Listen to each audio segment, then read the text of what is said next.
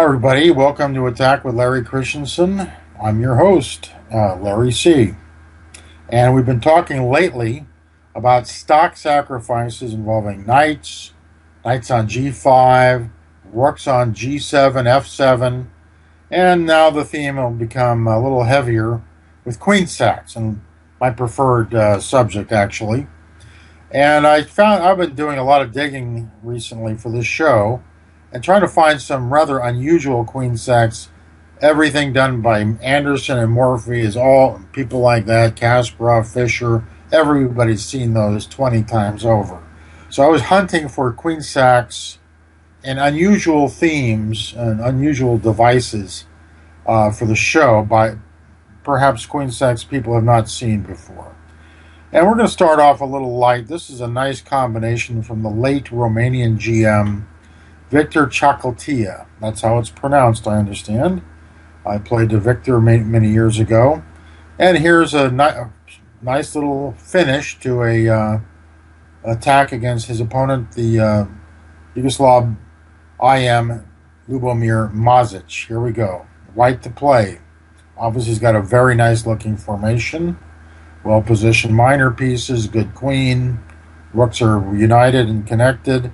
How did Chocoltia attack? Well, he starts off with a sham knight sack. If black takes it, of course, check. Bishop d4 and rook takes f5 is absolutely crushing, winning at least a pawn, if not more. You have rook c5, white, for instance, white's not distracted. He just piles up more power, and black is doomed. Mazic instead tried knight h5, and this led to a very nice little sack that I think a lot of club players might have overlooked. Check. Always look at for all checks and forcing moves.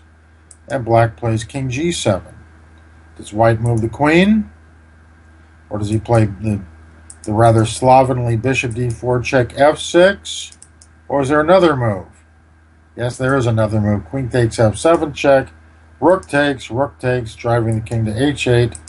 And now the devastating bishop d4 check delivers the goods. And now if after bishop f6, by the way, if knight f6 here, white wins with, not with, well, he has a lot of wins, but the cleanest, the most convincing is to build up further with rook f1.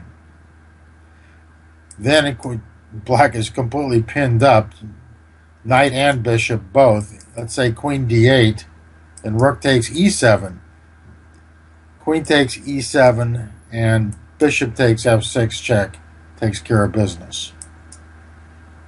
I should point out, rook takes f6, also good. So instead, Mazic tried the feeble bishop f6.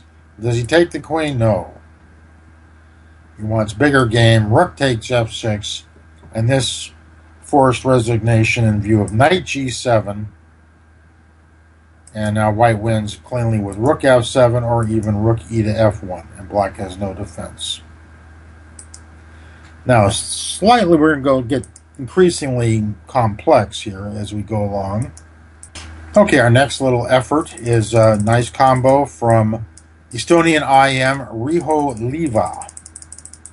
And this will take up the position here after black's 19th move. And white has a, well, obvious, very strong position. He can play bishop takes pawn check, king ha with a clear solid pawn up. But that might drag the game on an extra hour or two. Time is money, as they say. Here, what did Liva do? He struck with queen takes f7, far superior to the uninspired bishop takes f7. After rook takes, black found himself completely helpless against the attack at b5. White simply quietly plays bishop b3.